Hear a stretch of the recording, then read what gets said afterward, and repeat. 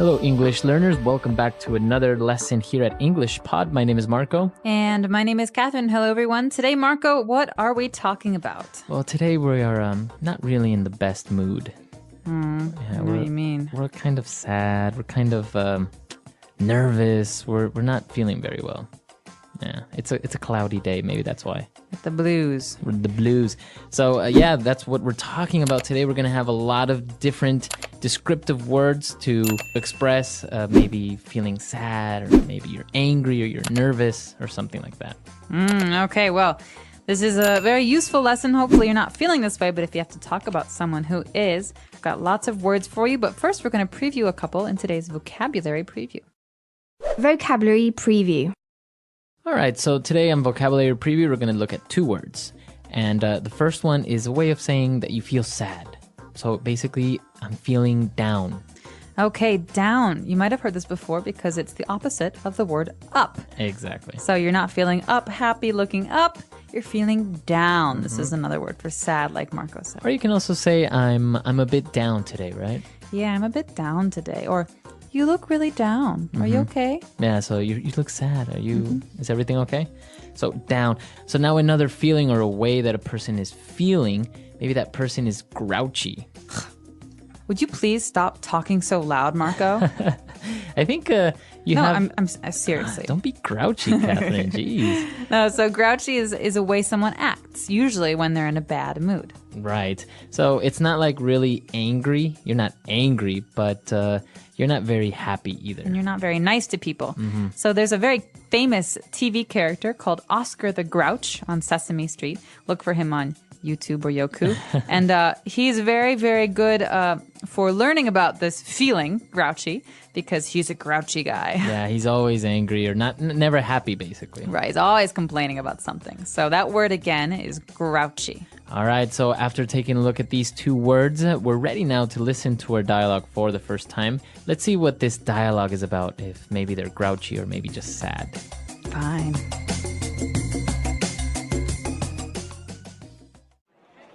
Okay, I'll talk to you later. Bye. Carrie, are you okay? You seem a bit down. I just got off the phone with my boyfriend. He's always getting upset and losing his temper over nothing. It's so hard to talk to him at times. Maybe it's just that he's stressed out from working or something. He does have a pretty nerve-wracking job, you know. Yeah, but he's always in a really foul mood. I tried to find out what's bothering him, or get him to talk about his day, but he always shuts down and brushes me off. Men are like that, you know. They can feel nervous, anxious, or on edge, and the only way they can express it is by trying to hide it through aggressiveness. I guess you're right. What do you think I should do? He wasn't always this grouchy, you know. Talk to him, try to cheer him up when he's down, and if that doesn't work, I say get rid of him and get a new one. You are something else, you know that.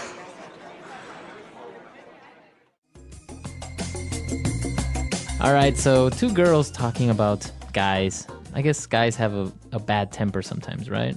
I think anyone can have a bad temper, but we're talking today about one of the boyfriend of one of these girls who has a very bad temper and has been very grouchy recently. And that's why she's feeling a bit down. So let's take a look at those words now in Language Takeaway. Language takeaway. All right, so in today's language takeaway, we've got some wonderful words for you. Words that are very good for describing stress or having anxiety. And the first of these words is something you hear all the time, especially with young people. Right, somebody is stressed out. Oh my gosh, Marco, I'm so stressed out. I have 10 homework assignments to do and softball practice, and my mom wants me to help cook dinner tonight. Wow, you really are stressed out. I am. Well, I don't have any homework, and I don't live with my mom. But being stressed out is usually something you feel when you have too much stuff to do. So maybe you can be stressed out because of school, like in your case, or maybe at work you have a lot of things to do or a project to finish, right? Exactly. And I just want to point out here that you can say I'm stressed or I'm feeling stressed. But commonly in spoken English, so when you're talking to your friends, you hear this much more often, stressed out. Stressed out. He's really stressed out lately. All right. So we're stressed out, or another word that kind of means the same is This is nerve-wracking. Nerve-wracking. So nerves are those things in our body that help us feel things, right? And so something that racks our nerves makes us very, very tense, very anxious, very uncomfortable. Okay, so it makes you very nervous. Right. So there are some movies that are nerve-wracking. For example, suspense movies like Hitchcock's movies like Psycho or The Birds. Or like horror, like maybe Saw. Ooh, nerve-wracking. Also, some people think that roller coasters are nerve-wracking. They're very, very anxious when they ride roller coasters. Right. So let's listen to a couple of more examples of in different situations where we can use this phrase nerve-wracking. Example 1. I think being a doctor is one of the most nerve-wracking jobs in the world. Example 2. Skydiving was one of the most nerve-wracking experiences of my life. I almost had a heart attack. Example 3. The final match between Brazil and Italy was incredibly nerve-wracking. And there's another way to describe this feeling. Again, it's a little bit different, but very, very similar. We can say someone is feeling on edge. On edge. So this person was feeling on edge, but what does that mean exactly? You're like at the edge? Why do you have to ask so many questions? Okay, listen. This is basic. Okay, Marco? All right, all right. Are you Jeez, mocking me? on edge today? All right, Wow. so someone who is on edge is easily angered, right? So it's very easy to make this person upset or angry. Someone who just quit smoking might be on edge. That means it's very, very easy to get them to be upset. Wow. So yeah, you are on edge, right? Exactly. He's on edge, or he seems on edge, doesn't he? Okay, very good. Wow, these 3 words that we've just looked at are really interesting and very, very useful. I guess you can describe many different situations or a person that's going through these feelings, right? Absolutely. I think there is 1,000 ways to describe being nervous or anxious or upset. So maybe we should take another listen to today's dialogue and figure out how exactly we use these words. And when we come back, we'll be talking about some other phrases that are useful.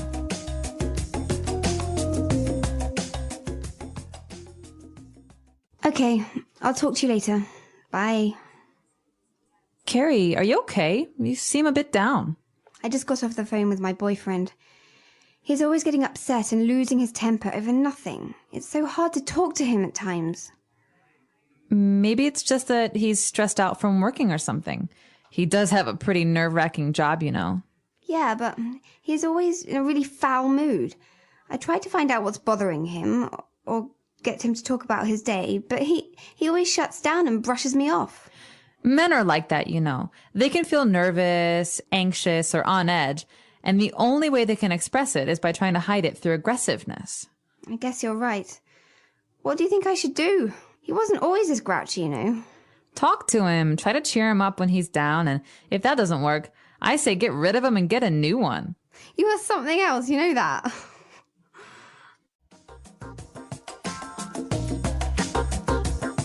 All right, great. So now that we're back, we can start with a couple of different phrases now on Fluency Builder. Fluency Builder. All right, so Marco, here's the big question. What makes you lose your temper?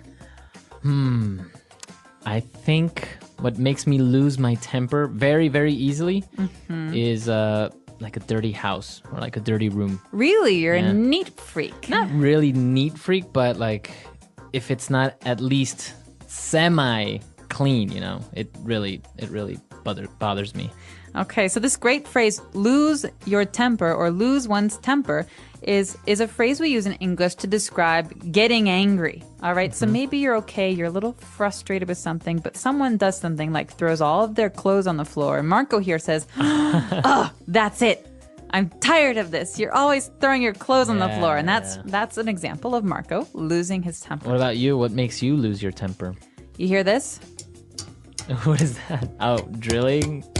Construction? When hammering? people tap, tap, tap, tap, tap, tap, tap, or when they like stomp their feet, or like when they're nervous. When they make noise, yeah. And so slowly it's like, okay, fine. Calm down. It's okay. Okay. No, seriously, stop it. Seriously. And then all of a sudden, I just can't stand it You anymore. explode. Exactly. So, All right, so that's what makes you lose your temper. I'll be sure to keep my eye out for that and not tap my Please pen. don't. All right. So okay, you lose your temper, and now there are situations sometimes where you need to brush someone off. all right. Or when you get brushed off, and that's not very good Yeah. feeling.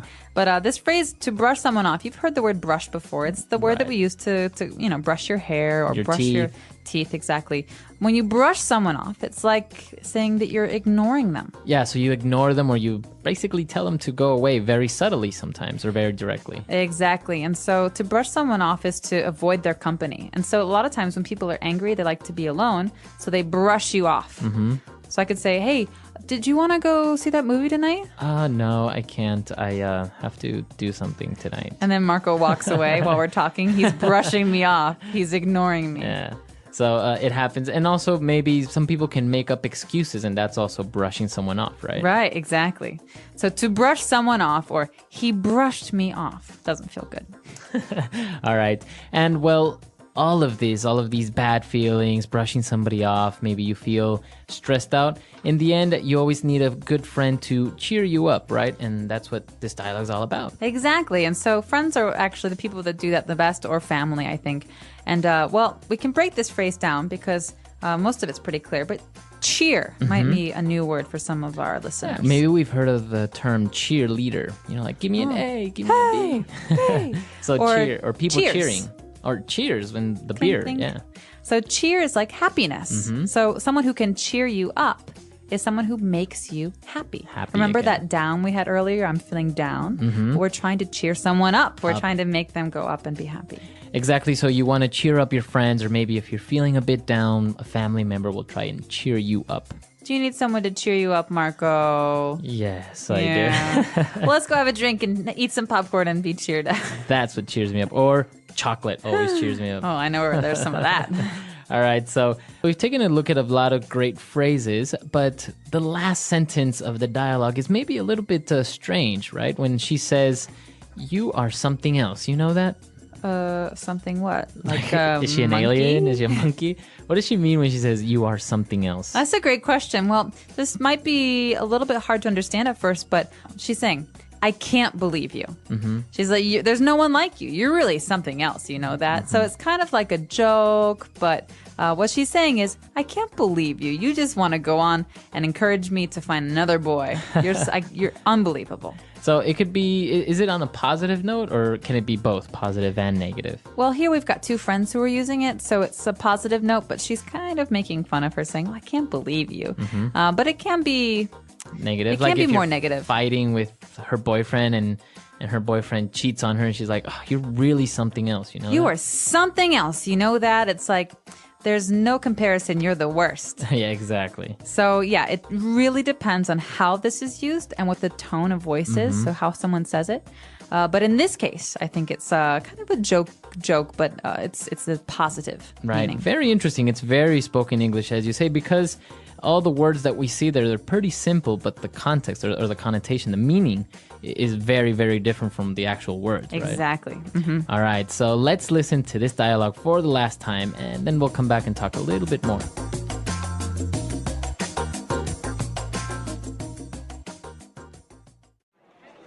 Okay, I'll talk to you later. Bye. Carrie, are you okay? You seem a bit down. I just got off the phone with my boyfriend. He's always getting upset and losing his temper over nothing. It's so hard to talk to him at times. Maybe it's just that he's stressed out from working or something. He does have a pretty nerve-wracking job, you know. Yeah, but he's always in a really foul mood. I tried to find out what's bothering him or get him to talk about his day, but he always shuts down and brushes me off. Men are like that, you know. They can feel nervous, anxious, or on edge, and the only way they can express it is by trying to hide it through aggressiveness. I guess you're right. What do you think I should do?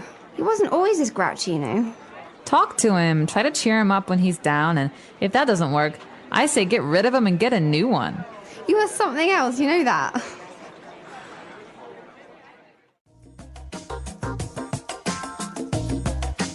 So, Catherine, are you a grouchy person? Are you happy? Do you have a bad temper? Oh, these are, well, very interesting questions, Marco. Thank you for asking. No, the first time, am I grouchy? No, not very. Only before 9 a.m.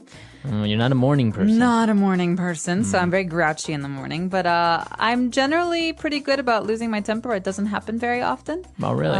But I do get frustrated with things like tapping or when people eat with their mouth open. Oh, yeah, that's terrible. I hate that as well. Yeah, I can't stand it. Or I really don't like when people bite their nails. Ooh, It's kind of, it also makes me lose my temper. I don't know, it more than makes me lose my temper, it's kind of annoying, right? It is annoying. So what makes you really lose your temper? We say, what makes you blow your top?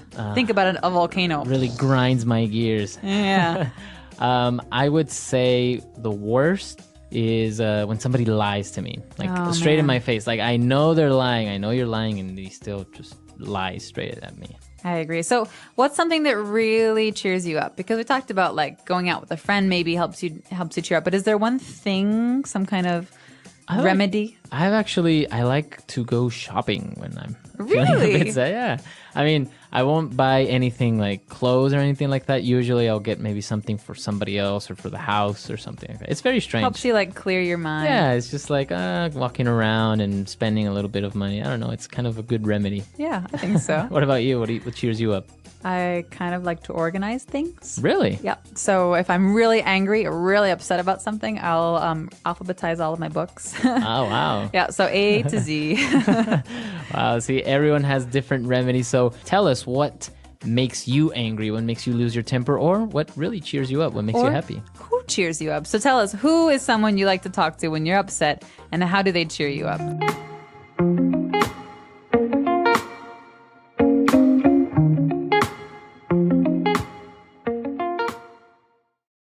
Hi, welcome. Are you ready to listen to our story? Today, I want to take you on a little journey into the real world of emotions and how we express them in English. Imagine this. You wake up in the morning and everything feels rushed. The alarm didn't ring, your bus is about to leave, and you can't even find your shoes. In that moment, many people say, "I'm stressed out." That phrase is very common in English, and it means you feel pressure from all directions. Stress is not only about big problems, it can also come from small daily issues. When you use "I'm stressed out," it helps people understand you quickly and clearly. Now picture this situation. You're waiting for a job interview, and your hands are shaking. You feel your heartbeat faster than usual. This is what English speakers often call a nerve-wracking experience. It's a powerful phrase. Instead of just saying, "I'm nervous," you can say that interview was nerve-wracking, which gives a stronger feeling. Notice the little detail. In English, rack is connected with destruction or damage, so nerve-wracking paints a picture of your nerves being stretched and shaken. Using this kind of phrase makes your English sound more alive and expressive. Sometimes you might also hear people say, "I'm on edge." Imagine a cat with its back arched and ready to jump. That's exactly the picture of being on edge. It means you're very sensitive, almost ready to react at the smallest thing.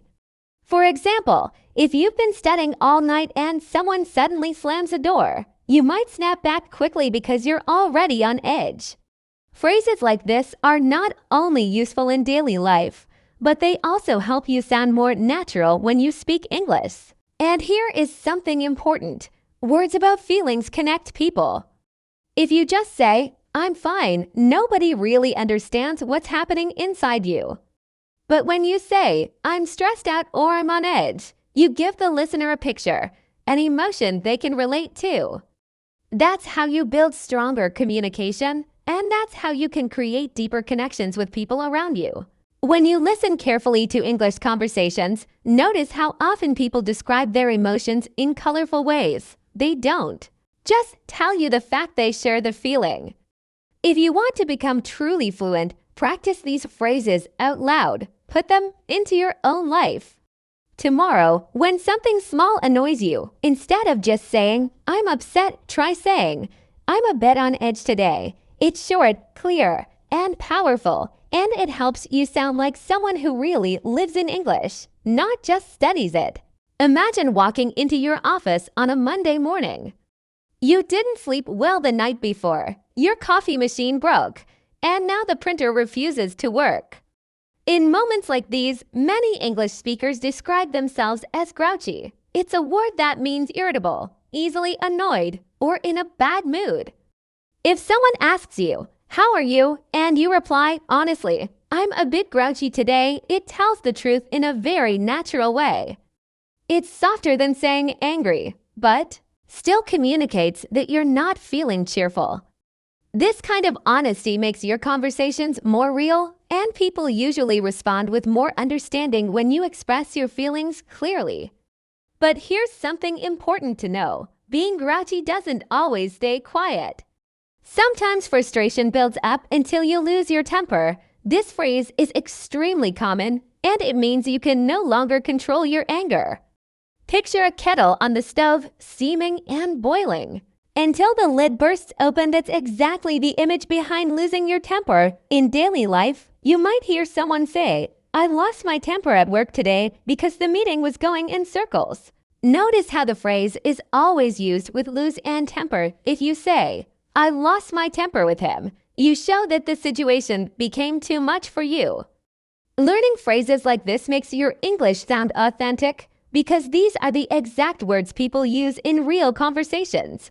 Now think about how emotions spread between people. When you're grouchy, you might not want to deal with others. And sometimes, instead of explaining ourselves, we brush someone off. This is another useful expression.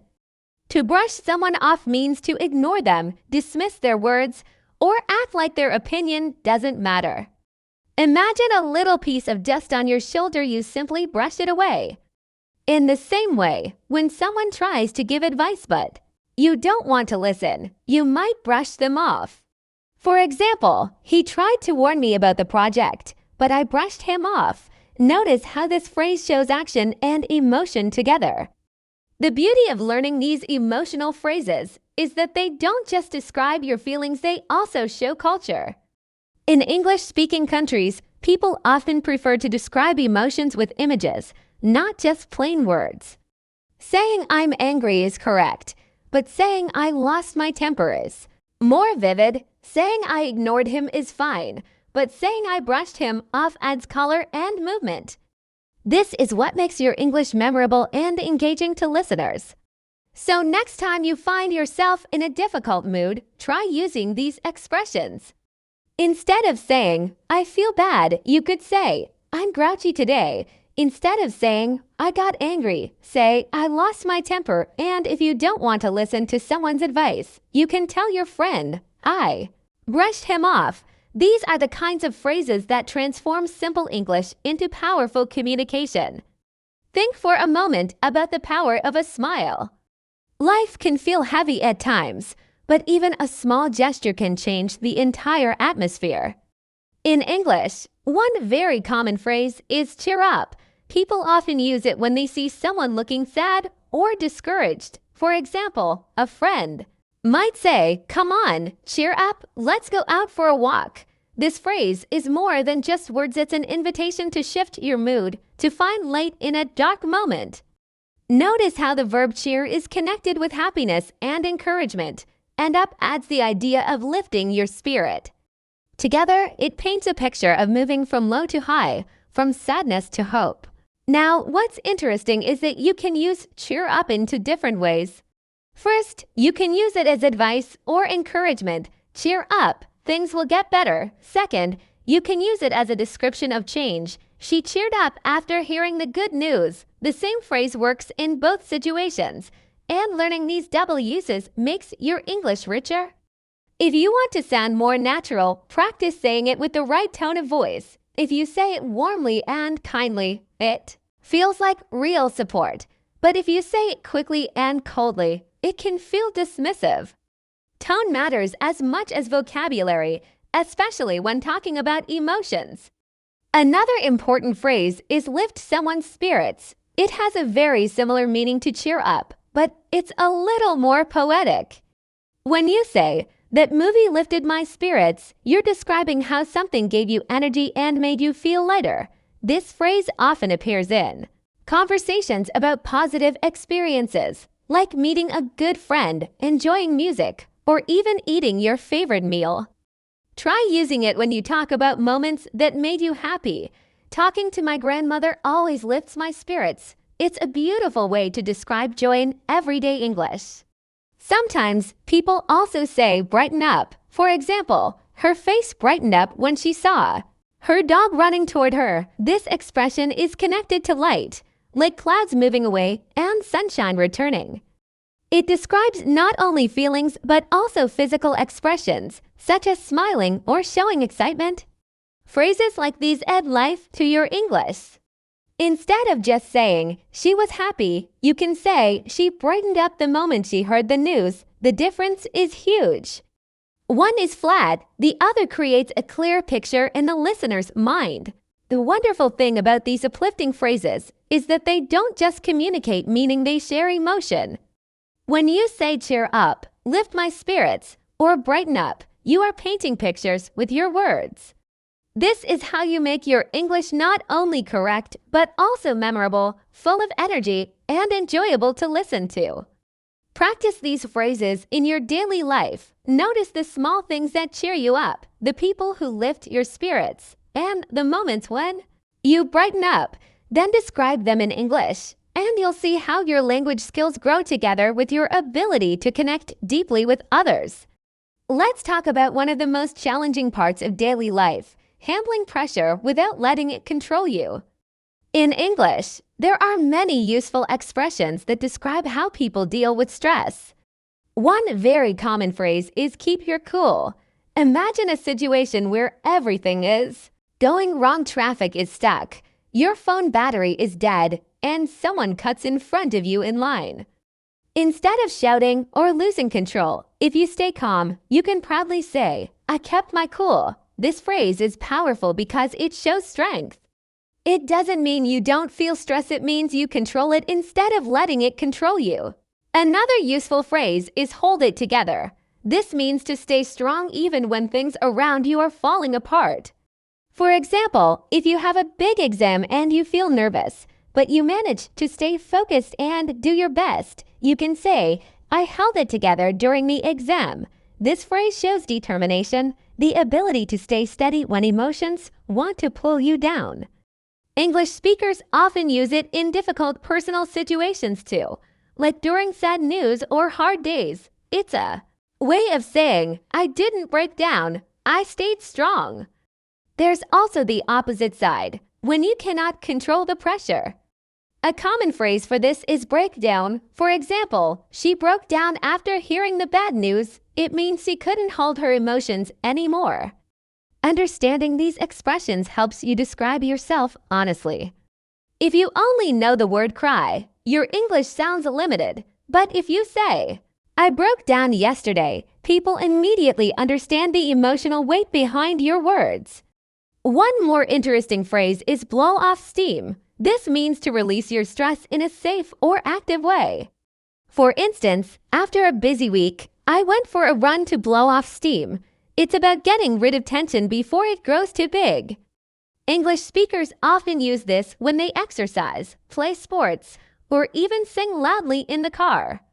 It's a healthy way of saying, I released my pressure, and now I feel better. If you start using this phrase, you will sound very natural in conversations because it's a part of everyday speech. The truth is, life always brings pressure, but the words we use shape how we experience it. If you can describe your emotions clearly, I kept my cool, I held it together, I broke down, or I blew off steam, you not only improve your English, but also understand yourself better. These phrases are more than vocabulary, they are tools for life. Practice them, and you'll see how powerful it feels to describe your inner world with confidence and clarity. Every person faces emotional ups and downs, but the difference comes in how we talk about them and how we learn from them. In English, the words we choose can transform a simple moment into a powerful story. Think about the phrase bounce back. It means to recover quickly after a difficult time. For example, if you fail a test, but then study harder and succeed on the next one, you can proudly say, I bounced back. This phrase is full of energy and positivity. It shows that you didn't stay down, you stood up stronger than before. Another inspiring expression is pick yourself up. Imagine falling while learning to ride a bicycle. You feel pain, maybe even embarrassment, but you don't give up. Instead, you pick yourself up and try again. When English speakers say this, they are not only talking about standing physically, but also emotionally. Pick yourself up means to keep moving forward even when life pushes you down. It's a phrase of courage and resilience. There's also the phrase, look on the bright side. Life is never perfect. Maybe you missed your train, but now you have time to read your favorite book while waiting for the next one. Instead of focusing on the negative, you choose to see the positive. English speakers often use this phrase to encourage others. I know it's hard, but try to look on the bright side. Practicing this phrase helps you not only sound natural, but also think more positively in daily life. Another useful phrase is keep your chin up. This comes from the physical act of lifting your head and facing the world with confidence. If someone is going through a hard time, you can say, keep your chin up. You're doing great. It's a short, simple phrase, but it carries a lot of support and motivation. This is the kind of language that connects people's small words with big impact. Finally, one of the most motivating phrases in English is stay strong. It's direct, powerful, and full of encouragement. Whether someone is preparing for exams, facing family challenges, or working toward a big dream, hearing stay strong can give them courage. When you start using expressions like bounce back, pick yourself up, look on the bright side, keep your chin up, and stay strong, you're not just speaking English, you're spreading positivity, energy, and hope. Thank you for being a part Best English Podcast Zone. The English Pod Audio Review. Listen to the meaning, then say the vocabulary word. Feeling sad, not happy. Down in the dumps. Sad or unhappy. Down. Having sad feelings or emotions. Have the blues. To feel very worried or anxious. Stress out. To fluster, unnerve. Rattled. Causing a person to feel very nervous. Nerve-wracking. Makes me angry, upsets me. Grinds my gears. Refuse to talk about something with someone. Brush me off. Upset, very angry. Pissed off. To make someone happier. Cheer up. Let's try that faster. Causing a person to feel very nervous. Nerve-wracking. Sad or unhappy. Down. Having sad feelings or emotions. Have the blues. Refuse to talk about something with someone. Brush me off. Upset, very angry. Pissed off. Feeling sad, not happy. Down in the dumps. To fluster, unnerve. Rattled. Makes me angry, upsets me. Grinds my gears. To make someone happier. Cheer up. To feel very worried or anxious. Stress out. Now say the word and hear it in a sentence. Down.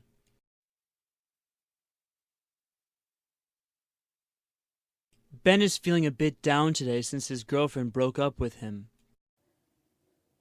Down. Are you okay? You seem down today. Down.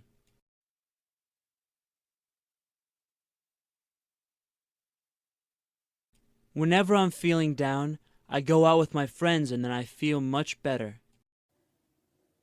Stress out.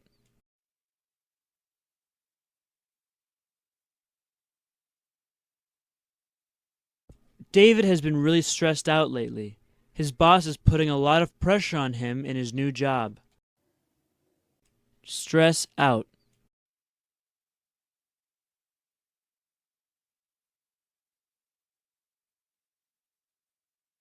I can't talk right now. I'm stressed out about this exam I have tomorrow. If I don't pass it, my dad is going to kill me. Stress out.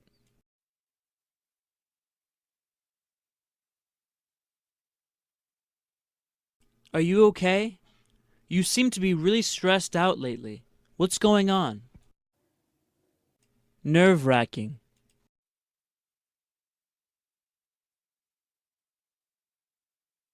I think being a doctor is one of the most nerve-wracking jobs in the world. Nerve-wracking.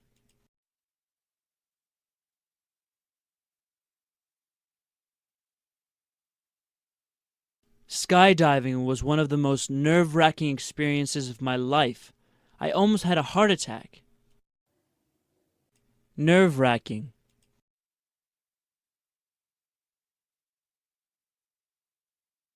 The final match between Brazil and Italy was incredibly nerve-wracking. Brush me off.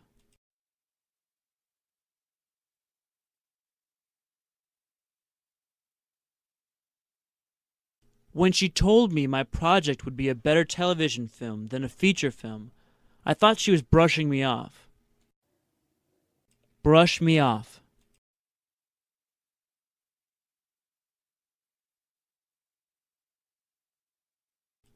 I asked her out on a date many times, but she always brushed me off, making up some excuse.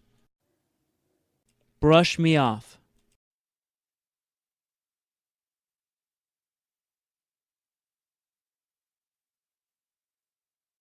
Carolyn went to the doctor without an appointment, and the receptionist brushed her off and told her to come back the next day.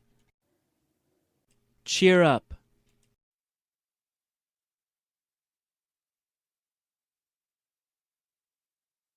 I hate it when people try to cheer me up when I feel sad. I just want to be left alone. Cheer up.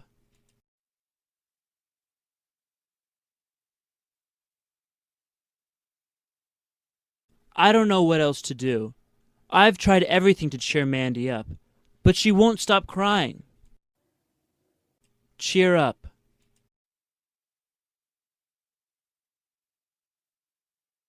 You know what really cheers me up when I'm sad?